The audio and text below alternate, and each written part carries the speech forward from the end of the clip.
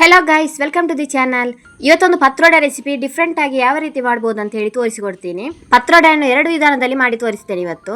Recipe start ಮಾಡೋದಕ್ಕಿಂತ ಮೊದಲು ಈ ನಮ್ಮ ಚಾನಲ್ ಅನ್ನು ಇದೇ ಮೊದಲ ಬಾರಿ ನೋಡ್ತಿದ್ದೀರಿ ಅಂತಾದರೆ ಪ್ಲೀಸ್ ಒಂದು ಸಬ್ಸ್ಕ್ರೈಬ್ ಮಾಡಿ. ಹಾಗೆ ಇವತ್ತಿನ ಈ ಒಂದು ರೆಸಿಪಿ ನಿಮಗೆ ಇಷ್ಟ ಆದರೆ ಲಾಸ್ಟಲ್ಲಿ ಒಂದು ಲೈಕ್ ಕೊಡಿ. ಹಾಗೆ ಫ್ಯಾಮಿಲಿ ಫ್ರೆಂಡ್ಸ್ ಜೊತೆ ಶೇರ್ ಮಾಡಿ. ಪತ್ರೋಡೆ ಮಾಡಲಿಕ್ಕೆ ಮೇಯ್ನ್ ಆಗಿ ಬೇಕಾಗಿರೋದೇ ಕೆಸುವಿನ ಎಲೆ. ಹಾಗೆ ಎಲ್ಲ ಕೆಸುವಿನ ಎಲೆಯನ್ನು ಕಟ್ ಮಾಡಿ ತಗೊಂಡು ಬಂದೆ. ಒಟ್ಟು ಇಷ್ಟು ಕೆಸುವಿನ ಎಲೆ ತಗೊಂಡು ಬಂದಿದ್ದೇನೆ ನಾನು. ಎಲ್ಲ ಎಲೆಯದ್ದು ಮೊದಲು ನಾರನ್ನೆಲ್ಲ ತೆಗೆದುಕೊಳ್ಬೇಕು. ಮತ್ತೆ ಅದನ್ನು ಸರಿಯಾಗಿ ನೀರಲ್ಲಿ ವಾಶ್ ಮಾಡಿದ್ರೆ ಆಯ್ತು. ಕೆಸುವಿನ ಎಲೆಯಲ್ಲಿ ದಪ್ಪ ಇರುವಂತ ನಾರನ್ನೆಲ್ಲ ತೆಗೆದುಕೊಳ್ಬೇಕು, ಇಲ್ಲದ್ರೆ ಮತ್ತೆ ಹಿಟ್ಟು ಹಾಕಿ ಅದನ್ನು ಫೋಲ್ಡ್ ಮಾಡುವಾಗ ಕಷ್ಟ ಆಗ್ತದೆ. ಅದಕ್ಕೋಸ್ಕರ ಈಗೆಲ್ಲ ಎಲೆಯನ್ನು ಸರಿಯಾಗಿ ವಾಶ್ ಮಾಡಿ ಇಟ್ಕೊಳ್ಳಿ. ನಾನಿಲ್ಲಿ 2.5 ಲೋಟದಷ್ಟು ಬೆಳ್ತಿಗೆ ಅಕ್ಕಿಯನ್ನು ತಗೊಂಡಿದ್ದೇನೆ. ಇದನ್ನೊಂದು 3 ಗಂಟೆ ಆದರೂ ನೆನೆಸಿಡಬೇಕು. ಈಗ ಇದಕ್ಕೆ ಮಸಾಲೆ ರೆಡಿ ಮಾಡಿಕೊಳ್ಳುವ. ಒಂದು ಬಾಣಲೆಗೆ ಸ್ವಲ್ಪ ಆಯಿಲ್ ಹಾಕಿ ಒಂದು 5ರಿಂದ 6ರಷ್ಟು ಉದ್ದ ಮೆಣಸು, ಹಾಗೆ ಒಂದು 3 ಚಮಚದಷ್ಟು ಕೊತ್ತಂಬರಿ, 2 ಚಮಚದಷ್ಟು ಜೀರಿಗೆ, ಸ್ವಲ್ಪ ಚಿಟಿಕೆಯಷ್ಟು ಮೆಂತೆ, 1/4 ಚಮಚದಷ್ಟು ಸಾಸಿವೆ, ಹಾಗೆ ಒಂದು ದೊಡ್ಡ ಚಮಚದಲ್ಲಿ ಉದ್ದಿನ ಬೇಳೆ ಹಾಕಿಕೊಳ್ಬೇಕು. ಹಾಗೆ ಸ್ವಲ್ಪ ಕರಿಬೇವು. ಎಲ್ಲವನ್ನೀಗ ಮೀಡಿಯಂ ಫ್ಲೇಮಲ್ಲಿ ಇಟ್ಕೊಂಡು ಫ್ರೈ ಮಾಡಿಕೊಳ್ಳಿ. ಅದರಲ್ಲಿರುವಂಥ ಹಸಿ ಸ್ಮೆಲ್ ಹೋಗ್ಲಿಕ್ಕೋಸ್ಕರ ನಾವು ಫ್ರೈ ಮಾಡಿಕೊಳ್ಳೋದು. ಅದನ್ನಿನ್ನು ತಣ್ಣಗಾಗಲಿಕ್ಕೆ ಬಿಡಿ. ನಾವೀಗ ಅಕ್ಕಿಯನ್ನು ರುಬ್ಬಿಕೊಳ್ಳುವ. ಆಗಲೇ ನೆನೆಸಿಟ್ಟಂಥ ಅಕ್ಕಿಯನ್ನು ಹಾಕಿಕೊಳ್ತಿದ್ದೇನೆ. ಹಾಗೆ ಒಂದು 5ರಿಂದ 6ರಷ್ಟು ಬೀಜದಷ್ಟು ಹುಣಸೆ ಬೀಜವನ್ನು ಹಾಕಿಕೊಳ್ತಿದ್ದೇನೆ. ಹಾಗೆ ಸ್ವಲ್ಪ ಅರಶಿನ, ರುಚಿಗೆ ಬೇಕಾದಷ್ಟು ಉಪ್ಪು, ಹಾಗೆ 1/2 ಕಪ್ನಷ್ಟು ತೆಂಗಿನ ತುರಿ ಹಾಕಿಕೊಳ್ಬೇಕು. ಹಾಗೆ ನಾವು ಆಗಲೇ ತಣ್ಣಗಾಗಲಿಕ್ಕೆ ಇಟ್ಟಂಥ ಮಸಾಲೆ ಇತ್ತಲ್ವ, ಅದನ್ನು ಕೂಡ ಇದಕ್ಕೆ ಹಾಕಿ ಒಟ್ಟಿಗೆ ರುಬ್ಬಿಕೊಳ್ಬೇಕು. ಹಾಗೆ ಇಲ್ಲಿ ಒಂದು ಅಂಶ ನೆನಪಿಟ್ಕೊಳ್ಬೇಕು. ಏನಂತ ಹೇಳಿದರೆ ಕೆಸುವಿನ ಎಲೆ ಸ್ವಲ್ಪ ತುರಿಸ್ತದೆ, ಅದಕ್ಕೋಸ್ಕರ ಹುಣಸೆ ಹುಳಿ ಸ್ವಲ್ಪ ಜಾಸ್ತಿ ಹಾಕಬೇಕು. ಅಕ್ಕಿ ರುಬ್ಬಿಕೊಳ್ಳುವಾಗ ಜಾಸ್ತಿ ನೀರು ಹಾಕಿಕೊಳ್ಬಾರ್ದು, ಹಿಟ್ಟು ಗಟ್ಟಿಯಾಗಿ ಇರಬೇಕು. ನಾವಾಗಲೇ ತೊಳೆದಿಟ್ಟಂಥ ಕೆಸುವಿನ ಎಲೆಗೆ ಈಗ ಹಿಟ್ಟನ್ನು ಹಚ್ಚಬೇಕು. ಯಾವ ರೀತಿ ಹಚ್ಚೋದಂತೇಳಿ ನಾನು ಇಲ್ಲಿ ತೋರಿಸಿಕೊಡ್ತೇನೆ. ಒಂದೊಂದು ಎಲೆಯನ್ನು ಈ ರೀತಿ ಉಲ್ಟ ಮಾಡಿ ಹಾಕಿಕೊಳ್ಬೇಕು. ಎಲೆ ಪೂರ್ತಿಯಾಗಿ ಹಿಟ್ಟನ್ನು ಸವರಬೇಕು. ಅದು ಕೂಡ ದಪ್ಪ ಹಿಟ್ಟು ಹಾಕಬೇಡಿ, ಸ್ವಲ್ಪ ಸ್ವಲ್ಪ ಹಿಟ್ಟು ಹಾಕಿದರೆ ಸಾಕಾಗ್ತದೆ. ಅದಾದಮೇಲೆ ಇದೇ ರೀತಿ ಇನ್ನೊಂದು ಎಲೆಯನ್ನು ಇಡಬೇಕು. ಇದೇ ರೀತಿ ಸ್ಟೆಪ್ ಅಂತ ಹೇಳಿ ಒಂದು 3-4 ಎಲೆ ಇಟ್ಟು ಮಾಡ್ಬೋದು. ನಾನಿಲ್ಲಿ ಬರೀ 3 ಸ್ಟೆಪ್ ಇಟ್ಟಿದ್ದೇನೆ ಎಲೆಯನ್ನು.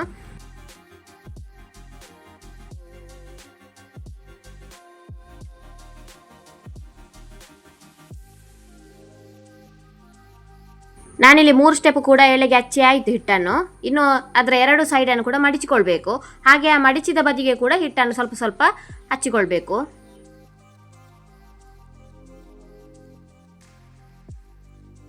ಅದರ 2 ಸೈಡ್ಗೂ ಹಿಟ್ಟು ಹಚ್ಚಿದ ಮೇಲೆ ಅದನ್ನು ಈ ರೀತಿ ನಿಧಾನವಾಗಿ ಫೋಲ್ಡ್ ಮಾಡಬೇಕು. ಮೆಲ್ಲ ಫೋಲ್ಡ್ ಮಾಡಿ, ಯಾಕಂದರೆ ಅದು ಎಲೆ ಕಟ್ಟಾಗೋ ಚಾನ್ಸ್ ಇರ್ತದೆ. ಅದಕ್ಕೋಸ್ಕರ 2 ಕೈಯಲ್ಲಿ ಮೆಲ್ಲ ಫೋಲ್ಡ್ ಮಾಡಿದರೆ ಆಯಿತು. ಇದೇ ರೀತಿ ಎಲ್ಲ ಎಲೆಗೂ ಹಿಟ್ಟನ್ನು ಹಚ್ಚಿ ಅದನ್ನು ಫೋಲ್ಡ್ ಮಾಡಿ ಇಟ್ಕೊಳ್ಳಿ.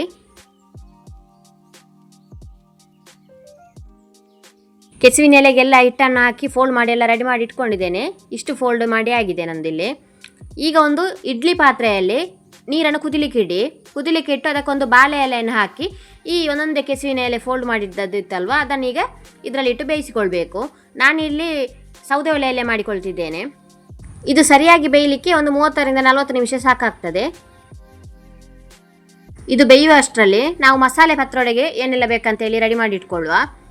ಒಂದು 5ರಿಂದ 6ರಷ್ಟು ಬೆಳ್ಳುಳ್ಳಿ, 2 ತುಂಡು ಹುಣಸೆ ಹುಳಿ, ಹಾಗೆ ಸ್ವಲ್ಪ ಕೊತ್ತಂಬರಿ, ಸ್ವಲ್ಪ ಜೀರಿಗೆ, ಹಾಗೆ ಸ್ವಲ್ಪ ಸಾಸಿವೆ, 5ರಿಂದ 6ರಷ್ಟು ಮೆಣಸು ತಗೊಳ್ಳಿ. ನಾನು ಸ್ವಲ್ಪ ಖಾರ ಕಮ್ಮಿ ಹಾಕಿಕೊಳ್ತಿದ್ದೇನೆ.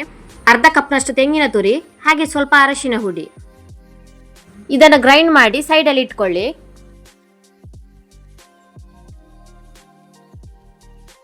ಈಗ ಇಲ್ಲಿ ಪತ್ರೋಡೆ ಕೂಡ ಬೆಂದು ರೆಡಿಯಾಗಿದೆ. ತಣ್ಣಗಾದ್ಮೇಲೆ ನಾನು ಇಲ್ಲಿ ತೋರಿಸ್ತಿದ್ದೇನೆ ನಿಮಗೆ.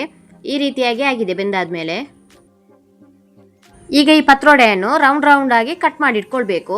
ಮೆಲ್ಲ ಕಟ್ ಮಾಡಬೇಕು, ಯಾಕಂದರೆ ಅದು ನಾವು ಫೋಲ್ಡ್ ಮಾಡಿರೋದ್ರಿಂದ ಕಟ್ಟಾಗಿ ಅದು ಬಿಚ್ಚಿ ಹೋಗ್ತದೆ. ಅದಕ್ಕೋಸ್ಕರ ಮೆಲ್ಲ ಕಟ್ ಮಾಡಿ ಇಟ್ಕೊಳ್ಳಿ. ಎಲ್ಲವನ್ನು ಇದೇ ರೀತಿ ಕಟ್ ಮಾಡಿದರೆ ಆಯಿತು. ನಾನು ಆಗಲೇ ಹೇಳಿದಾಗೆ 2 ರೀತಿಯ ಪತ್ರೋಡೆ ಅಂತ ಹೇಳಿದ್ದೆ. ಒಂದು ತವಾ ಫ್ರೈ ಮಾಡುವಂಥ ಪತ್ರೋಡೆ, ಹಾಗೆ ಇನ್ನೊಂದು ಮಸಾಲೆ ಪತ್ರೋಡೆ. ಈಗ ನಾವು ತವಾ ಫ್ರೈ ಮಾಡಿಕೊಳ್ಳುವ.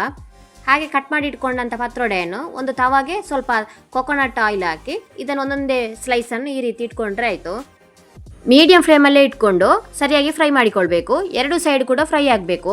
ನಾವು ಈ ರೀತಿ ಫ್ರೈ ಮಾಡಿ ತಿನ್ನೋದ್ರಿಂದ ಇದರದ್ದು ಡಿಫ್ರೆಂಟ್ ಟೇಸ್ಟ್ ಅಂತ ಹೇಳ್ಬೋದು, ನಾವು ನಾರ್ಮಲ್ ಪತ್ರೋಡೆ ಮಾಡೋದಕ್ಕಿಂತ. ಹೀಗೆ ಫ್ರೈ ಮಾಡಿ ತಿನ್ನುವಂಥ ಪತ್ರೋಡೆಗೆ ಯಾವುದೇ ಗ್ರೇವಿ ಏನು ಬೇಕಾಗಿರೋದಿಲ್ಲ. ಹೀಗೆ ಟೀ ಜೊತೆ ಎಲ್ಲ ತಿನ್ಬೋದು. ಪತ್ರೊಡೆ ತವಾ ಫ್ರೈ ರೆಡಿ ಆದಮೇಲೆ ಈಗ ನಾವು ಮಸಾಲ ಪತ್ರೊಡೆಗೆ ರೆಡಿ ಮಾಡಿಕೊಳ್ಳುವ. ನಾವು ಇದನ್ನು ಆಗಲೇ ಕಟ್ ಮಾಡಿ ಇಟ್ಕೊಂಡಿದ್ವಿ. ಈಗ ಇದಕ್ಕೆ ಮಸಾಲೆ ರೆಡಿ ಮಾಡಿಕೊಳ್ಳುವ.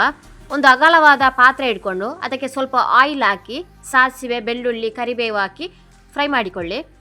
ನಂತರ ಅದಕ್ಕೆ ಸಣ್ಣದಾಗಿ ಕಟ್ ಮಾಡಿ ಇಟ್ಕೊಂಡಂಥ ಒಂದು ಈರುಳ್ಳಿ ಕೂಡ ಹಾಕಿಕೊಳ್ಬೇಕು. ಸರಿಯಾಗಿ ಮಿಕ್ಸ್ ಮಾಡಿಕೊಳ್ಳಿ. ಈಗ ಅದಕ್ಕೆ ನಾವು ಆಗಲೇ ರೆಡಿ ಮಾಡಿ ಇಟ್ಕೊಂಡಂಥ ಮಸಾಲೆಯನ್ನು ಕೂಡ ಹಾಕಿಕೊಳ್ಳಿ. ಹಾಗೆ ನೀರು ಕೂಡ ಹಾಕಿಕೊಳ್ಬೇಕು. ತುಂಬ ನೀರಾಗಿ ಮಾಡಿಕೊಳ್ಬೇಡಿ, ಸ್ವಲ್ಪ ಗ್ರೇವಿ ಥರ ಇದ್ದರೆ ಸಾಕಾಗ್ತದೆ. ಈಗ ಅದಕ್ಕೆ ರುಚಿಗೆ ಬೇಕಾದಷ್ಟು ಉಪ್ಪನ್ನು ಹಾಕಿ ಸರಿಯಾಗಿ ಕುದಿಸಿಕೊಳ್ಬೇಕು.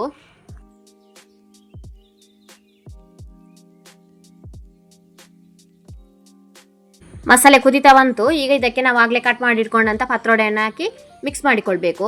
ಸರಿಯಾಗಿ ಮಿಕ್ಸ್ ಮಾಡಿ ಒಂದು 2 ನಿಮಿಷ ಇದು ಕುದಿ ಬಂದರೆ ಸಾಕಾಗ್ತದೆ.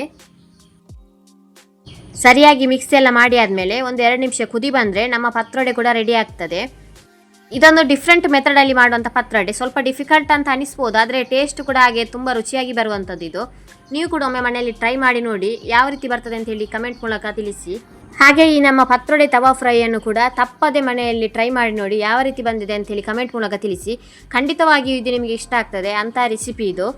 ಇವತ್ತಿನ ರೆಸಿಪಿ ನಿಮಗೆ ಇಷ್ಟ ಆಗಿದ್ದರೆ ಪ್ಲೀಸ್ ಒಂದು ಲೈಕ್ ಕೊಡಿ. ಹಾಗೆ ನಿಮ್ಮ ಫ್ಯಾಮಿಲಿ ಫ್ರೆಂಡ್ಸ್ ಜೊತೆ ಶೇರ್ ಮಾಡಿ. ಸಬ್ಸ್ಕ್ರೈಬ್ ಮಾಡದೆ ನೋಡ್ತಿದ್ರೆ ಪ್ಲೀಸ್ ಸಬ್ಸ್ಕ್ರೈಬ್ ಮಾಡಿ, ಸಪೋರ್ಟ್ ಮಾಡಿ.